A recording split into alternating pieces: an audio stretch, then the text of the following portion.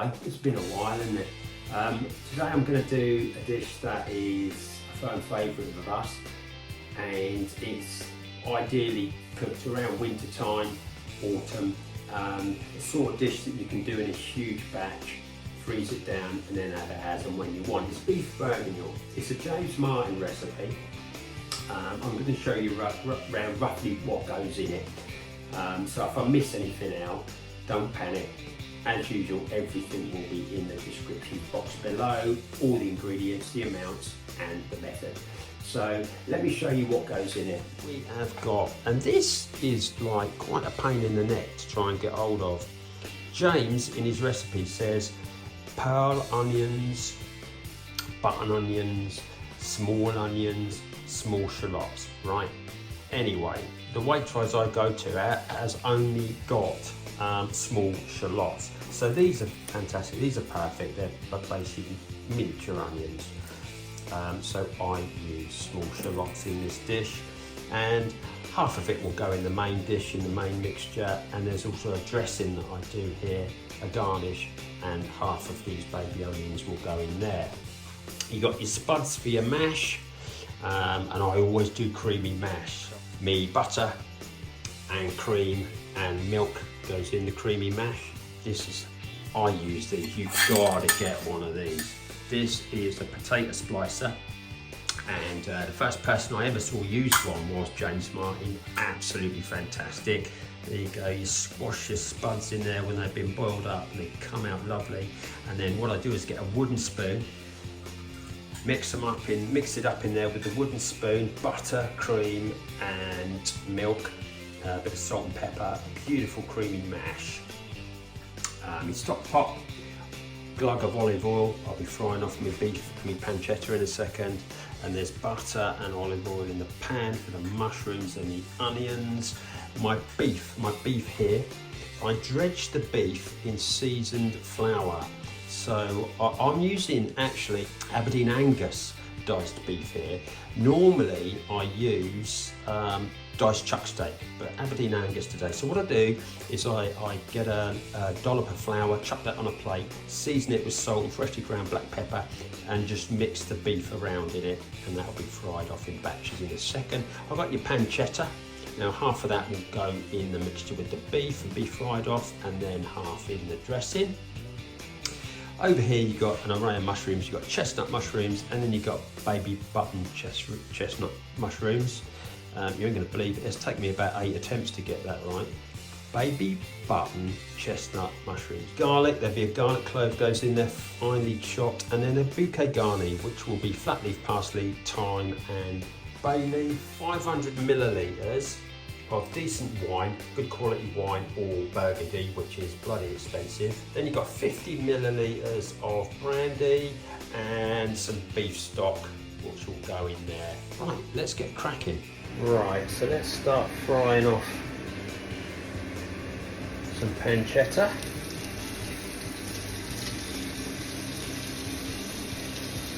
About half of this, maybe a bit more. There we go. It goes in the main pot where the beef will go in a second, and then the rest of this will go in to the dressing later, the garnish.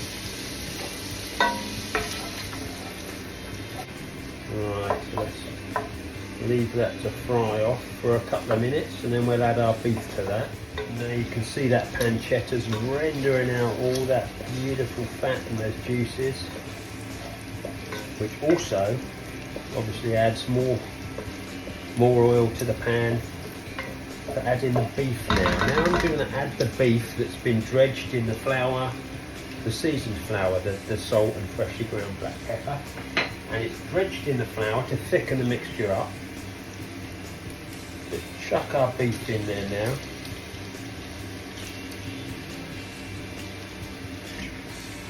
Fry all this up till it's browned. Thoroughly mix it all up. So leave that to work its magic. Right, you can see our beef has dried off now and it's taken some colour, it's brown. All that oils from the pancetta gone into the beef. Now we're going to chuck 2 finely chopped shallots into the mixture.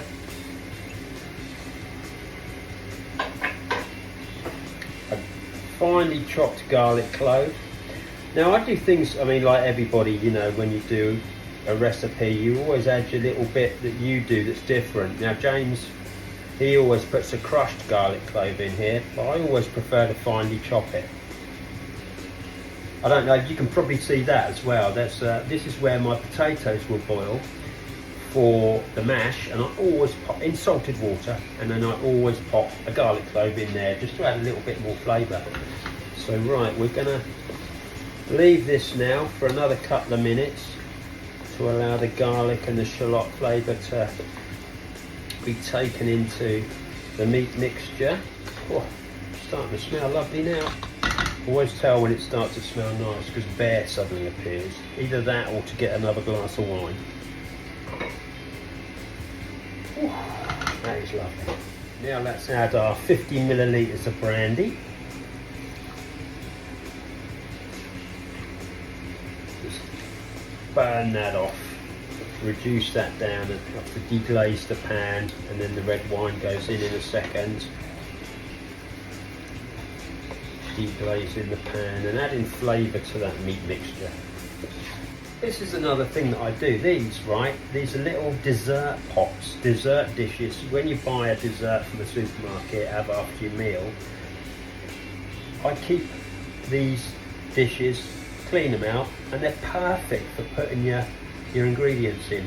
So you measure your ingredients out, pop them in here, line them all up along here, and then you haven't got to chase your tail trying to find things. It's all there, finely sliced, chopped, in here, bosh, in it goes, in it goes. So there's no time wasted. So these are really, really useful little dishes.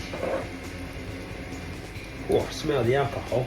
Chuck our red wine in, 500 millilitres of good quality wine, or Burgundy, if you're rich enough. And we'll reduce this down. Add our beef stock, 250 millilitres of beef stock. I can feel this working on the pan, deglazing the pan. All this stickiness is going now on the bottom of the pan. That's what's really good about using alcohol in dishes like this. Deglazes the pan. It makes cleaning it easier. Right, that's our alcohol reduced down now. So now we will add our 250 millilitres of beef stock.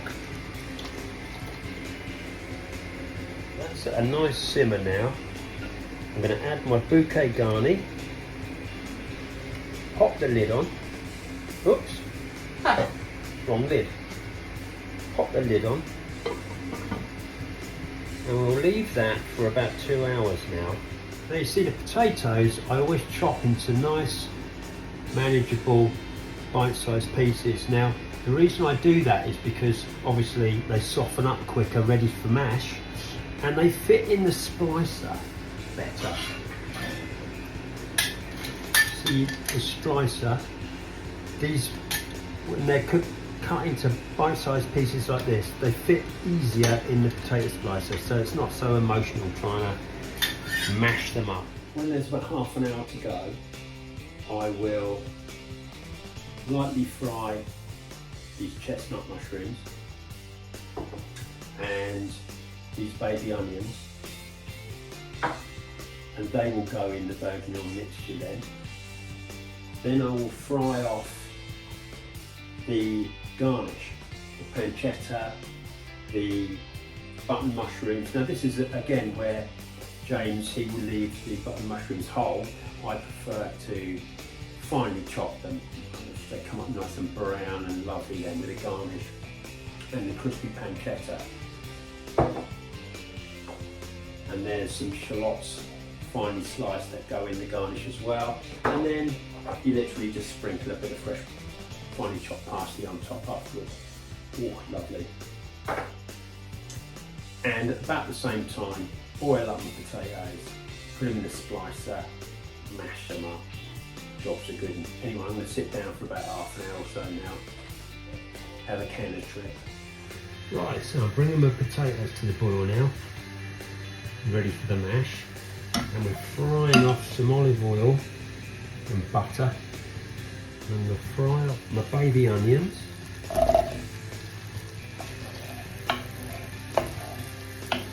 And some mushrooms. Brown these up slightly. And then dump the mushrooms in there.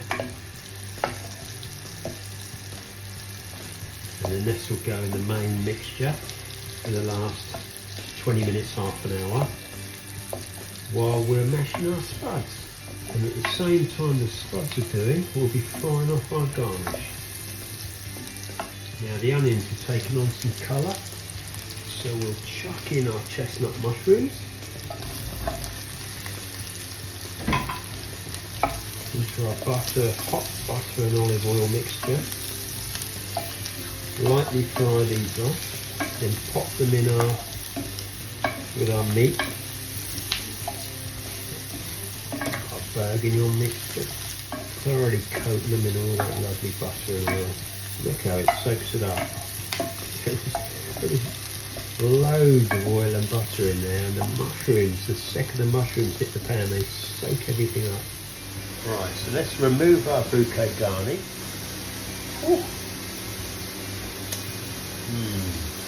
Pop in our lightly fried baby onions and mushrooms. And we're going to pop some more butter in this pan. Splash of olive oil. And this will be used in a minute for frying off our garnish. Right, my potatoes are bubbling away now. So let's start frying off my ingredients for the garnish. There's my finely chopped baby onions going in. Into my, again, hot butter and olive oil mixture. My pancetta.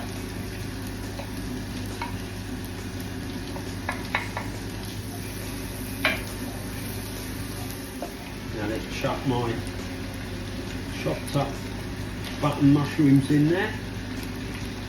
Fry all this down. Look at that again, all the oil and the butter has been soaked up by the mushrooms.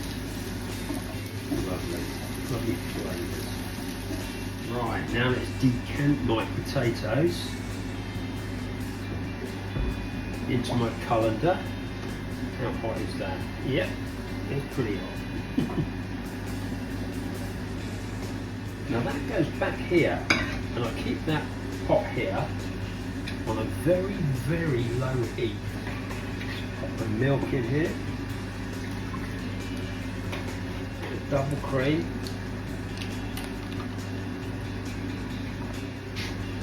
some pepper, a little bit of salt, knob of butter. Here we go, see the potato splicer. Potatoes in there from the colander. Look at this, like spaghetti. Fantastic.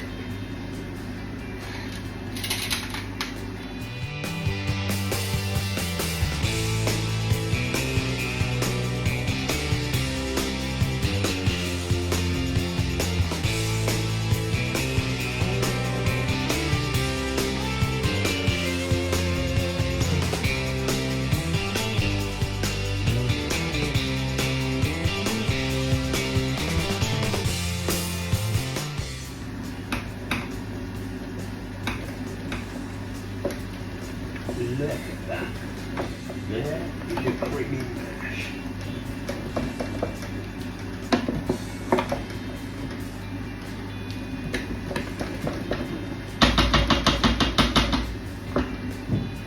Right, now with our garnish, some fresh parsley on there, another spoon. And there's our garnish. We are about ready to dish up. That looks absolutely perfect. Turn all this heat off. So you have a big dollop of creamy mash, a ladle full of our beef bourguignon that's been on for 2.5 hours now.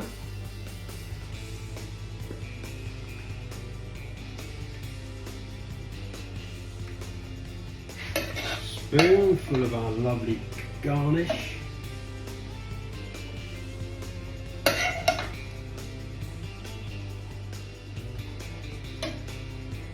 And here we go. My James Martin beef bourguignon with a twist of bully. Enjoy.